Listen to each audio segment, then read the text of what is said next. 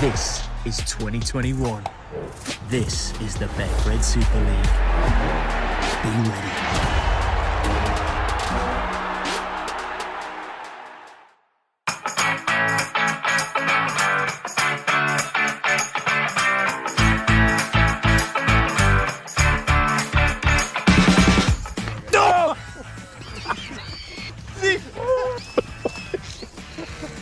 Got me here. It took a big chunk out of me. Bleeding. It's bleeding. Oh no, it's bleeding. The thing just ripped me ear off. What do you think?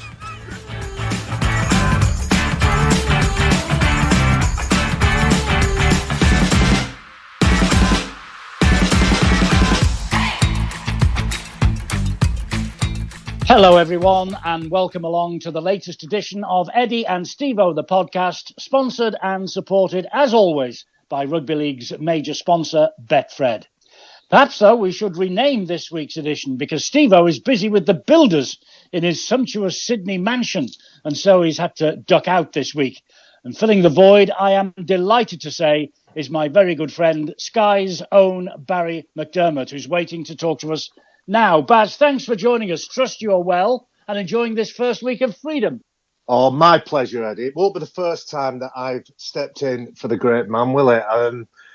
Many years ago when you and our good friend Nev gave me and my ugly stepsister the opportunity to show what we were all about on Sky. We're often when Stevo was otherwise engaged. So, yeah.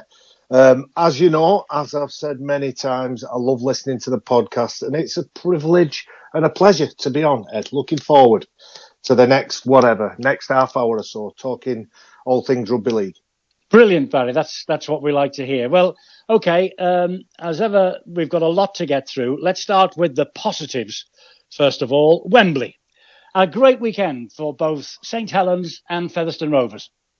Loved it. I mean, I didn't watch too much of the 1895 Cup. I was across it on my phone, as we all are these days. And Featherstone are a great side, and a lot like most people have been through a little bit of stuff in the last 2 years or so. And I was pleased for them, delighted for them, because they're a good old-fashioned club. But there's a little bit of it that was sad because York are such a prospect, aren't they? When you look at what they're doing with the new ground and James Ford, the coach, the side that they've assembled, you know, they although they didn't perhaps show up on the day, they're a good side that have got a massive future in front of them. And who knows, if you listen to certain people, you know, Shane Richardson in particular, they should be at that top table because of the prospect and the potential that they do have. So that's that first 1895 Cup. Featherstone, delight to see them win, but what a game we had. I think that's the best final we've had for a good few years. Cass in the first half really outplayed Saints, but Saints did what they do best. They played at that high intensity, and when Cass started to get a little bit tired, they just tightened the screw a little bit, and Saints, through that big game experience, through the intensity that they like to play at, they came out worthy winners. In the end, I was fascinated with the man of the match, the Lance Todd Trophy. Every year we go through the same rubbish, don't we? We're scratching our heads thinking, why are we asking the people that vote on the man of the match with 10 minutes of the match to go who they think was the man of the match? I might get your opinion on it. And Niall Evans had a fabulous game, but my own vote was for James Roby. What did you think, Ed? Well, Roby was outstanding, particularly in the second half. He's a fantastic leader, isn't he? And Christian Wolff this week has spoken about him. And even at 35, he wants him to carry on. He wants him to go on and lead the club to even greater heights, doesn't he? Yeah. Well, and why wouldn't you? I mean, Gary Connolly said it to me in sort of back end of my time at Leeds while I was playing a different role for the Rhinos, let's put it that way, playing a lot of games off the bench, which I always hated under the coach at the time. But Gaz Connolly said, you know, you're a long time retired, keep playing until they stop picking you, and no matter what role or what job that you're given, just try and enjoy the challenge of fulfilling that role and that position in the team. But James Roby, he was my prediction for the Lance Todd. He was my personal pick for the Lance Todd. But there's a few others as well. I thought Lachlan Coote, he's going to be a big loss for Saints when he leaves. Isn't he? What a player he is, and the dynamics of a modern day team means that it used to be in the 80s and 90s that you'd have a ball playing loose forward. You'd have a loose forward that could have a short offload, and he'd break the game up through that craft and cunning around the play of the ball around the middle. But in the modern day game, the fullback is just a different level to everyone else in terms of what he does for the team defensively, how he organises the team defensively, but then particularly what he does with the ball. And I thought that the experience that he showed, the guile that he added towards some of those attacking players that Saints have got, I just thought he was outstanding. But then I understand that you've got to find a place for Jack Welsby, who came on and changed the game for me. He came on, set up that try with a wonderful pass for Makinson, but his energy and his enthusiasm, and you could see, couldn't you? He was comfortable on that stage, comfortable in that kind of do or die game. He really stepped forward. Some players get overawed by your Wembley experience, but he just loved every minute of it. And the big thing that was evident to me, and I'll be honest, Eddie, I was on holiday in Whitby with family, and the male members of the McDermott clan. We found a pub. We watched it on the big screen in a pub with fans from Hull KR, fans from Cass, and a big gang from Leeds, and we had an absolute ball. But as we were watching the game unfold, as we watched the victory and the trophy lift, I could see that those players from St Helens who'd worked so hard, I think it was 13 years since they last lifted it, but that group had worked so hard over the last couple of years. Many of them lost in that game against Warrington a few years ago. They loved it, didn't they? I'm thinking of players like Kyle Amo, LMS, who'd been there and done that in the Super League, and in the league they'd got to lift the big prize. But for the Challenge Cup and the victory that they got on that day, they treasured it. You could see how much it meant to them, and that's great to see in the modern game. It certainly is. I mean, there were 6-12 down Saints at half time. As you said, Castleford had a great first half. It was a hot old day, wasn't it? And Castleford maybe with a few more 30-somethings than St Helens. Do you think the heat got to them? Maybe, Ed. As I say, I watched it in a pub, and I still had my analytical head on, even when I was drinking San Miguel every 10 to 12 minutes. But what I thought was the tactics from Powley and his side were play the game quick, offload the ball, keep moving that side that Saints have got around. And obviously they scored a couple of tries off the back of it. They looked in a commanding position, and it's that old adage, isn't it? The half-time whistle or bell just was the thing that they didn't want, because they were in full control of that ball. And then when Cass started to make a couple of mistakes, that's when Saints looked at their best. So Cass got tired, made a couple of mistakes.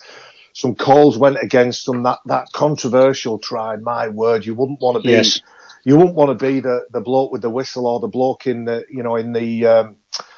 video ref box there, because there was almighty pressure under both of those people, all officials, indeed, to get it right. And I thought at the time that it was the wrong call. I thought at the time, the more I watched it, I thought, I'm not sure about that. I've gone back, and you know me, Ed, with the guidelines of the game, I only pay lip service to me. But I did. I went back, asked a mate of mine who's a referee, and said, what is the exact phrase in the book? What is the exact law? And I don't know whether they got that decision right, which, You're talking about Regan Grace, are you? Jumping from outside the field of play, feet in the air as he patted the ball back to James Roby. Yeah. I remember a match that we did. I'm sure you made reference to that, and I think you got an earful from Neville Smith that no one can jump from outside the field of play and be Absolutely. involved again. Absolutely.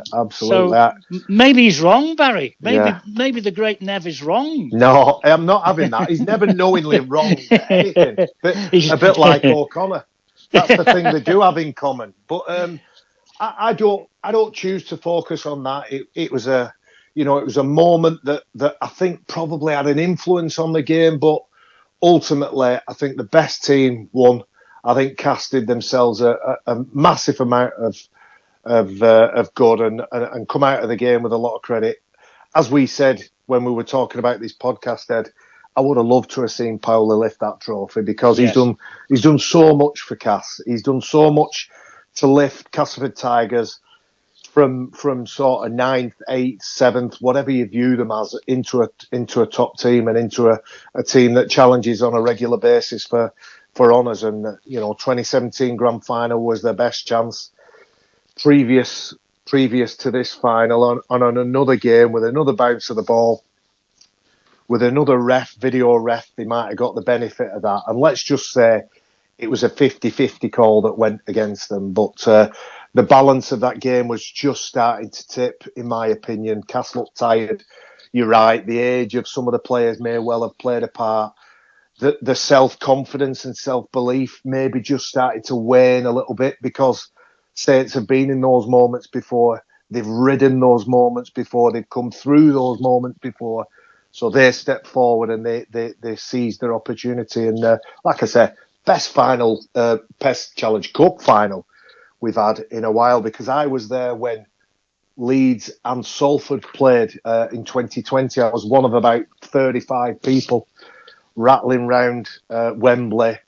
It was a bizarre experience, and I don't think the Leeds-Salford game, it was nowhere near the quality, nowhere near the standard that game was. But of course, the fans and the atmosphere, it does matter. It does make a difference, and it does 100%, motivate those players.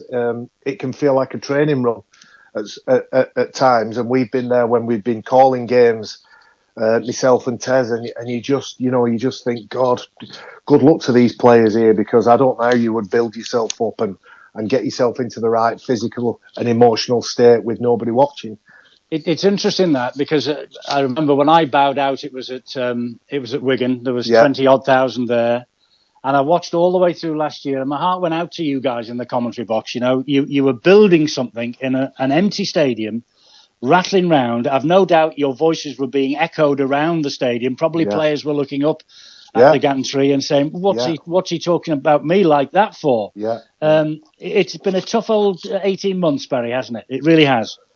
It has, but what we've tried to do, whoever the commentary team have been and presentation team is feel that responsibility to portray the game in the best light possible and go forward with it. And hopefully the viewing experience of the people at home is different, and we're not giving our little bit of, we're the fact that we're rolling our eyes as we look around before a game.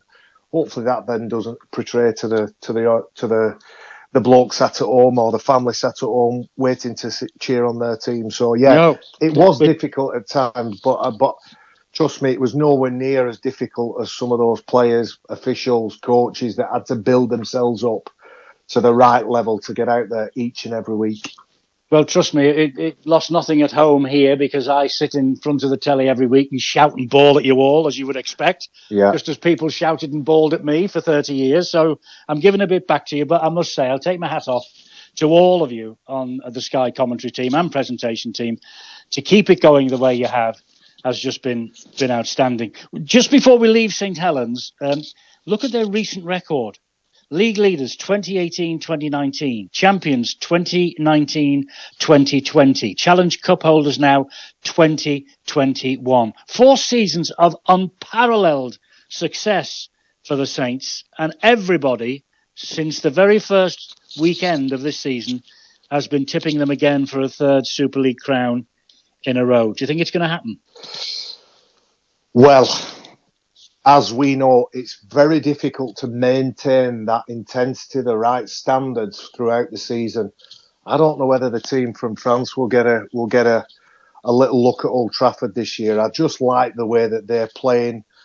They've mastered the travel element of their season. They've got some good experienced campaigners. They've got the right balance between Aussies, Kiwis, English lads. If you count Sam Tompkins and Tom Davis, English lads, and then the French national players as well. I think Catalan, could well be in that grand final if it's against St Helens. I thought you were going to ask me whether they were the greatest team of the summer era, because I've had a couple of my pals asking me that. Are they the greatest team that we've seen in the Summer League era? I think it's a toss of a coin between them and Leeds, isn't it? I think for me, yeah. I mean, the Saints side of sort of the early noughties with Scully and Longy and Kieran, that was a good side. And listen, most weeks I've got my blue and amber t-shirt on underneath me commentary kit, but that side that they class as the golden generation from 2007 to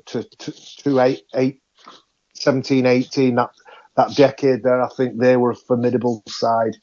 And then this one now. So yeah, it's often an interesting debate in it, which side is the best side. I grew up in an era where Wigan absolutely dominated everything in the late 80s and early 90s, and went 8 years to the Challenge Cup final and beat all before them. So yeah, I would always love and have that debate, but I think it depends which side of the Pennines you're from. It depends which side you support. I'm sure there would be some impartial fella on the moon that would be able to sort the argument out. But yeah, he still might be wrong, no matter which pub he's arguing it in. So no, correct. I think Saints have got a little dip coming because they've been outstanding, haven't they, for such a long time. They've got a little dip coming, as we often say. It's not the week after the final. It's maybe 2 or 3 weeks down the track when that euphoria has died off, and they start to just take into consideration what journey is in front of them, because we're about the halfway point now, aren't we? Oh no, we're over the halfway point. Well, it depends which club you are, really. There's some have played 10 and some have played 13, but we're around about the halfway point. And you're right to point Catalan Dragons out. I mean, they had the second half comeback, a la Wembley for Saints, against Leeds in Perpignan on Friday night. And you're right to point out the fact that they've got a great balance. I'm so impressed, Barry, I'm sure you are, with some of the French youngsters, Morgue, Laguerre, when he's picked, and the other two who played at the weekend. Was it Seguer and Desiree?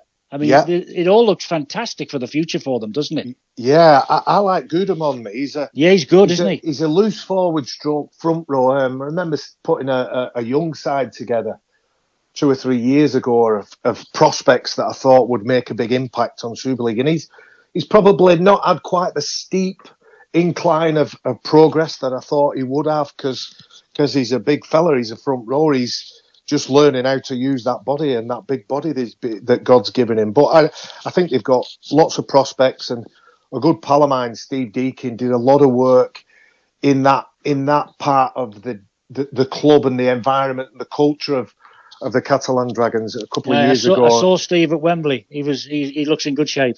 I know he's going through a little bit at the moment, but I know he looks in rude health, I must say. Yes, he's okay for a lad from St Anne's.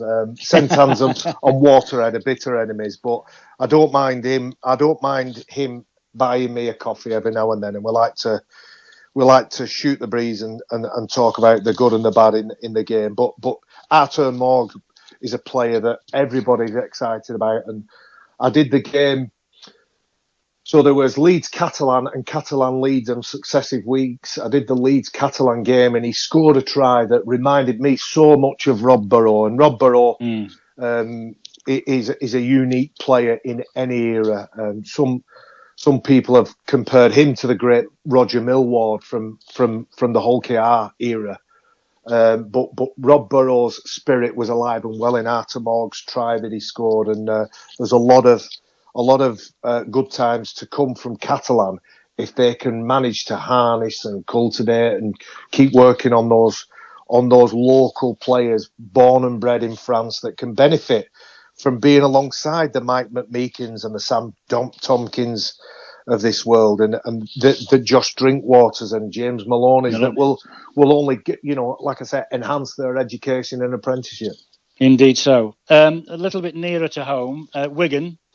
They just managed to get home 14-12 at Huddersfield. What a season of disappointment for the Giants, and their new coach Ian Watson. This isn't the way it was meant to be. And also this week announced that Aidan Caesar is off to Leeds in 2022. Not the best news, with Huddersfield propping the table up. Only Lee are down there below them.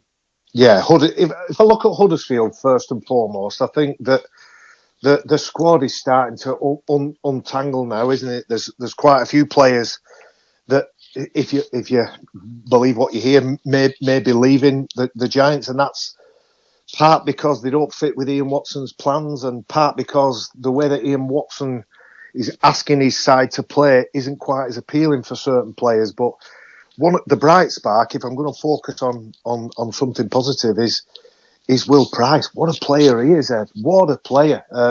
This is Leon's son. Leon's son, and I've heard quite a bit about him. I've never watched him live until he's made his first team involvements, but Andy Kelly's always spoke really highly of him.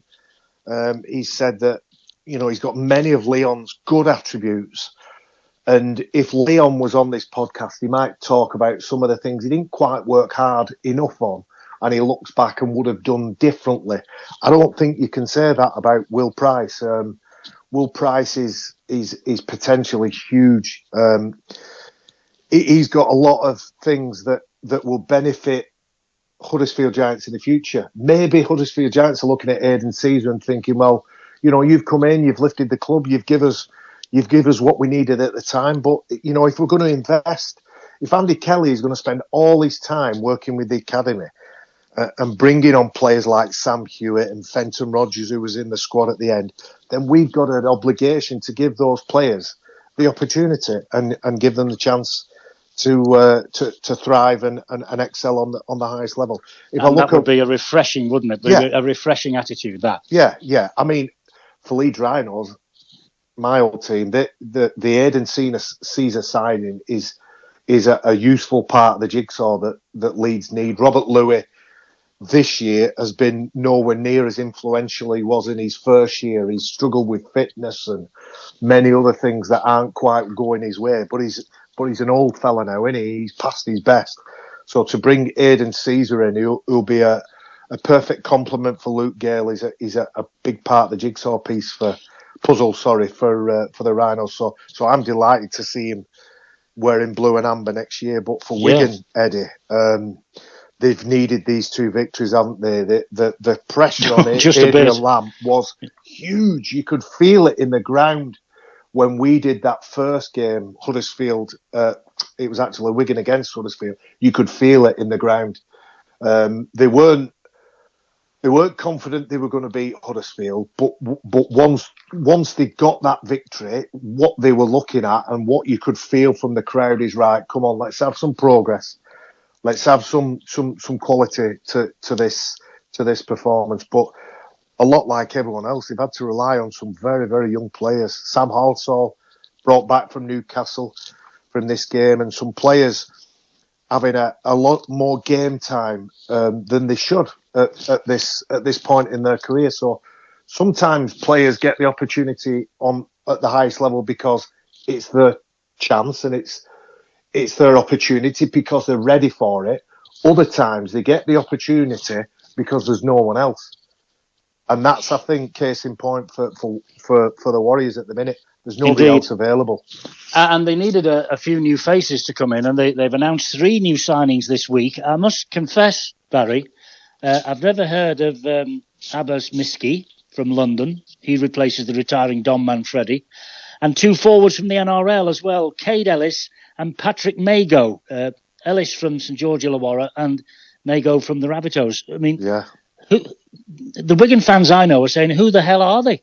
Yeah, it's sad, isn't it? Ellis, 22 NRL appearances, and the big fella, Mago, has got 34 appearances for a couple of different clubs. So it's probably an indication of where we are in the market, where Super League is in the market, and who we can attract, and exactly how much of the budget and the salary cap you have to spend on those players probably isn't what it was in those, those noughties and 2010, 11, 12, where the player that was coming over from the Southern Hemisphere was a different player. But let's look at the player that's coming from the Broncos. He's a try scorer, him. I'm like you, I don't know an awful lot about him, but when I speak to people who do, they say that this kid can play, can score tries. He's going to fill the gap that Don Manfredi will leave. Sadly, he'll have to retire because of too many injuries. But the positive of the players that Wigan have signed is they're all in their early to mid-20s. So they've got time on their side. They're coming over at the right time of their career, and they're not going to be players that are past their sell-by date and looking for a pension at the end of a successful career. No, exactly. And again, that's good to know and good to see. Okay, we've had all the positive news so far. Not such good news. The World Cup, given the go-ahead last week, but the NRL, Australian Rugby League, they've yet to sign off from taking part. Now, you can understand it with the coronavirus still raging away in this country. But honestly, Barry, deep down, do you think this World Cup is going to go ahead? I've absolutely no idea, because we get the inside track, don't we, Ed? And we've got all manner of contacts that you speak to, and you're trying to get what's the feelings, what's the thoughts, what's the inside information. And I'm just getting conflicting views all over the place. I'll tell you what my heart wants. My heart wants a successful World Cup.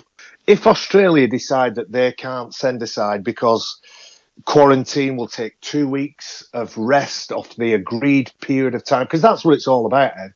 The NRL players get an agreed amount of time that they are guaranteed that the clubs sign off on when they play internationals, World Cups, whatever it is. They get an amount of time that they are given off. What the negotiation is if those players have to do that in quarantine, does it come off the player's own personal time, or does it bite into that?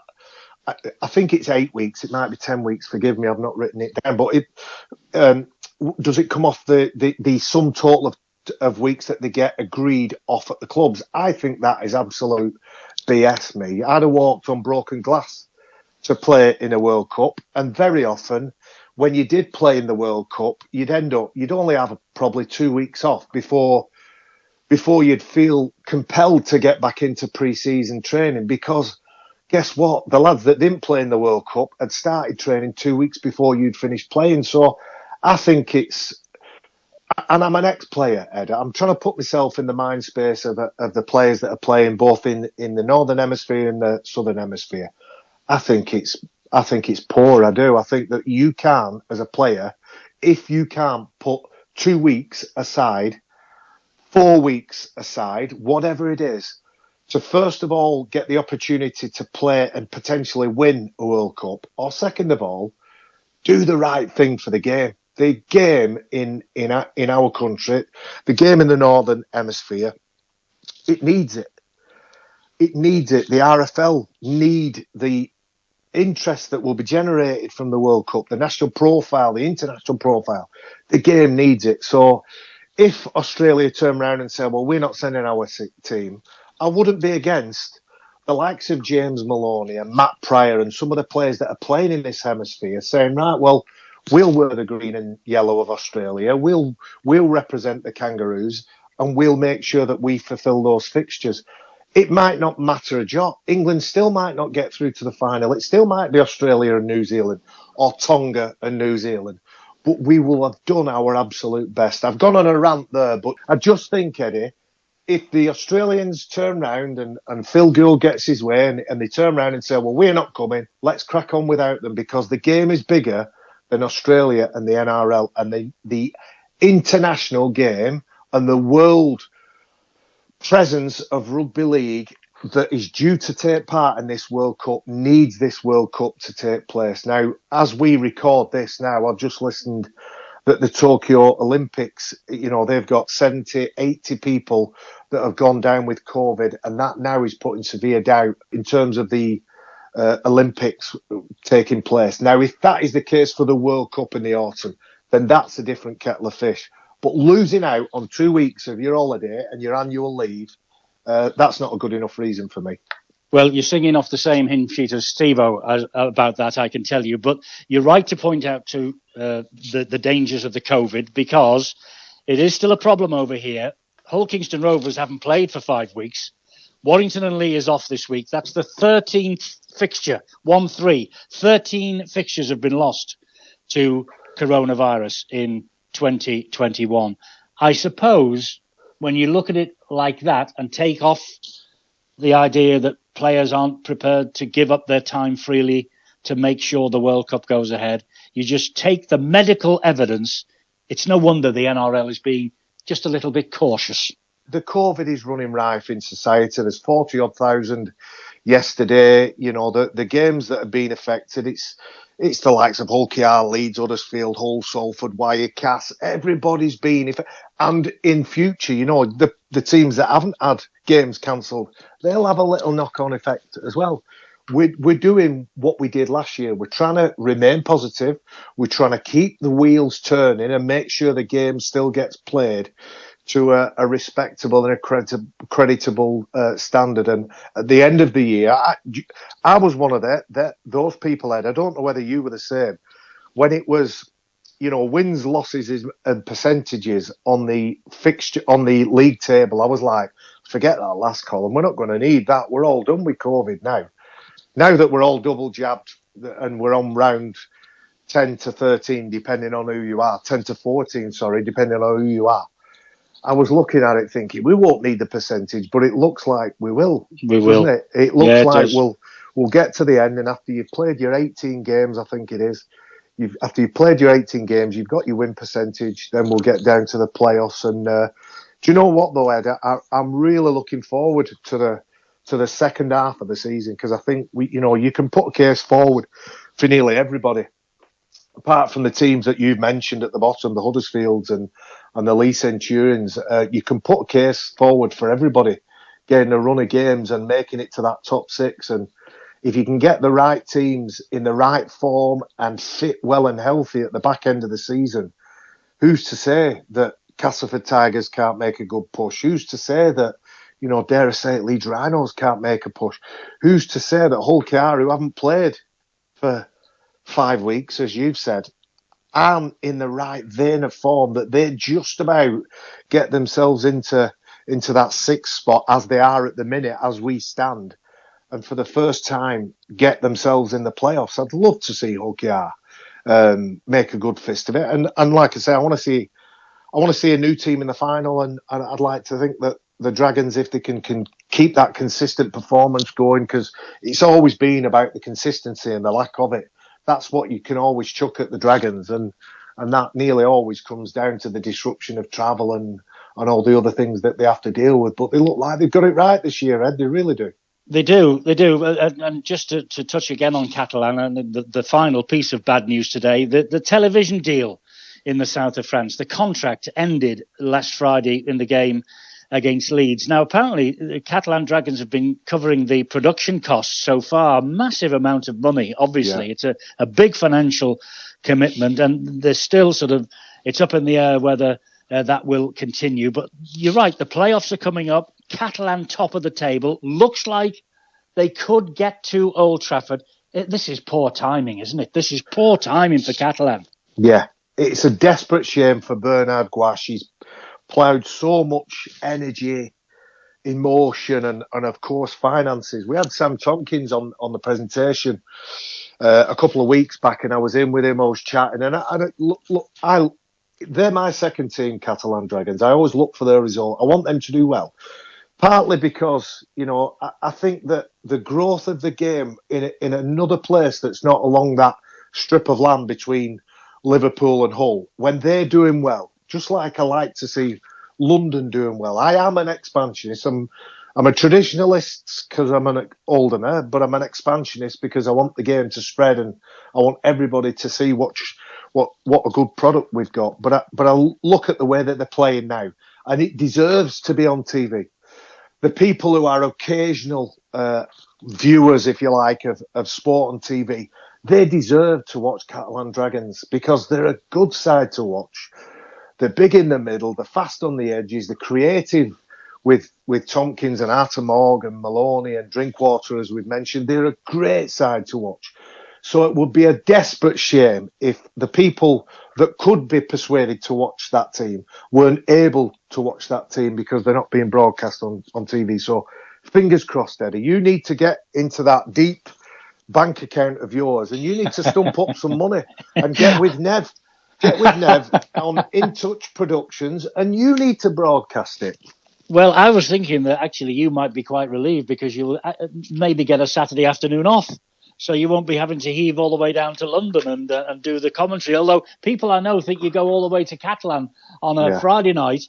You do the game, and then when they see you in the pub on a Sunday, say, bye, you got back quick. You've got back quick. Yeah, well, listen, I never let the truth get in the way of a good story. It's I love watching those Catalan games. And as you know, Bill Arthur, Terry O'Connor and I have done them virtually from the beginning when they were broadcast on those regular occasions, and all the really bad, awkward, uncomfortable trips, whether it was over to Barcelona and driving down to Perpignan, you always managed to swerve those, you and the big fella. I used to love them. Occasionally, Barcelona. When the sun was shining and Definitely. Elvino did floor, then you would put your hand up. But me and O'Connor and Bill Arthur were doing the hard yards. Yes, I realise front that. rowers. I'll give you that. I want them to do well. I want them to make it onto our screens in this country. But I also want the French TV broadcaster, whether it's BN Sports or somebody similar, to give the French public or people who are interested in rugby league on that side of the world the chance to watch a bloody good side play. Hear to that. Barry, we're going to end on a high. The sun is shining. The gates will be fully open this weekend. Wouldn't it be great to see house full notices around the game? Maybe next Wednesday, COVID providing, Warrington against Wigan at the Halliwell Jones Stadium, and George Williams making his debut for Warrington against his former employers. Surely that will attract a full house. What a game. What a game, man. Honestly, I can't tell you how excited I am about next week. So we've only got the one fixture this week, and it's desperately hot. At the minute, I'm walking around, I'm puffing and panting, I'm sweating like O'Connor in a pie shop. I'm that damp. So Huddersfield, being the big ground that it is, it's always nice and airy. So that should be okay. But next week, listen to this for the games that we've got. Wigan Warrington Wednesday, Hull Leeds Thursday. On the Sunday, we have Leeds against Warrington at Headingley. Just before that, because it's a late kick-off on Sunday.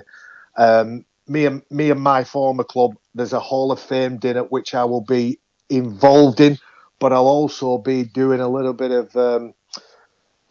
presenting because somebody from my era is being inducted into the Hall of Fame and I will be involved with that. So I'm really looking forward to that. Fabulous. That's a bit of my own private stuff. And then on Monday, Ed, Hull against St Helens. So we've got 4 fixtures next week, and any one of them would be a grand final, would be an exciting game to turn up to. So yeah, although this week is a little bit of let's catch our breath, and Huddersfield against Hull FC should be a good game. Next week is mouth-watering. So thank you for inviting me on, Ed. I'm really pleased, and I'm honoured to step into the shoes of the great fella. I did have my Stevo bingo card printed off. You get a lot of love on Twitter.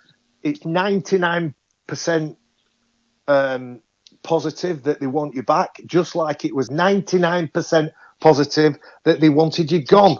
Wanted to shutter you, exactly. Yeah, when you were in those last few months. But I shall keep hold of my Stevo bingo card and maybe even chuck a few in over the weekend, but only in honour of the beast. Indeed so. Barry, it's been a pleasure to catch up again, and thank you very much for stepping into the breach. Hopefully the builders will have gone this time next week and the lad will be back. And you have a fantastic week. Those fixtures you've just mentioned, they are mouth-watering, and look forward to seeing each and every one of them every single minute. I'm with you, Eddie, and superb rugby league. It's the best game in the world. Barry, thanks a million. Thanks a lot.